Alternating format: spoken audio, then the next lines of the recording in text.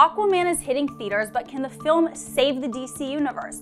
I'm Elizabeth Wagmeister here with our executive editor of film and media, Brent Lang. So we've got to talk about Aquaman because of course DC fans are very excited to see this property come to the big screen, but I think a lot of critics and film experts were surprised that this was a property that DC decided to back. In fact, our very own film critic Peter DeBruge wrote in his review, "It's kind of a shock it didn't suck." What do you think, Brett? Is Aquaman a film that we needed? When you look at Peter's sort of blunt assessment, you recognize that for a lot of people in the critical community, Justice League, the film that preceded it, was sort of the cinematic equivalent of Montezuma's Revenge. I mean, this is not a beloved franchise here. So it's a low bar that Aquaman has to clear. The good news is it appears to have cleared those low expectations. You have to forget all the teaching of the surface world. Go deeper. Uncover your Atlantean instincts. Aquaman's always been, a little bit of a silly character. I mean, Entourage actually parodied the idea of an Aquaman film just a few years ago. Mm-hmm.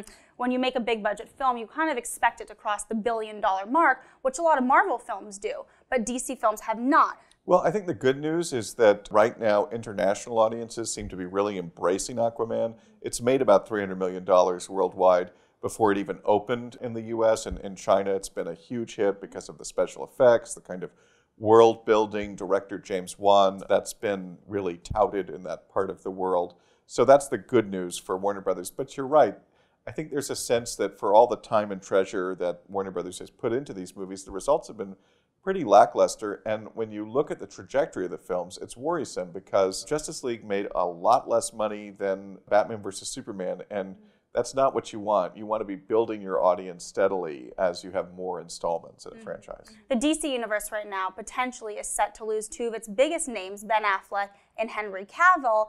What does that really mean for the studio? Are they going to kind of quietly reset all of their classic characters? You use the right term there. It's a bit of a reset, right? They're taking a look at what's worked so far. They're going to preserve some of those elements. So Aquaman was pretty well received by fanboys and fangirls. Flash seems to have been pretty well received, so I think they're still pursuing a standalone film with Flash and with Ezra Miller, and of course Wonder Woman. Wonder Woman is now kind of the focal point for all of these DC movies, so there's big expectations for Wonder Woman 1984.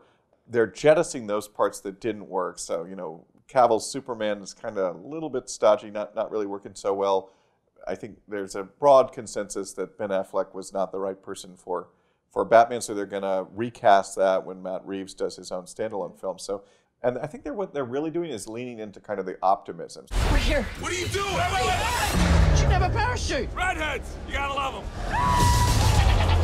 Aside from the changes that we've seen on the big screen, we've also seen changes behind the scenes at the studio. Can you talk a bit about that, Brent? Well, I think that's really telling because you don't get rid of your leadership if things are going well. So what's happened is the studio sort of ousted Jeff Johns and John Berg, who were running DC films for them, and they brought in this veteran producer, Walter Hamada, to kind of right the ship. It goes without being said that Wonder Woman is the biggest hit to come from the DC universe. It was critically acclaimed, it did very well at the box office, and of course has been heralded for having a female superhero. But other than Wonder Woman, which has the sequel coming out, what other properties are really working and are DC successes? Shazam is a movie that the studio's really, really high on. They think it's a clever take on a DC Comics hero. They think it's really funny. The budget was a lot more moderate than some of these other movies, so I think they're really leaning into that one.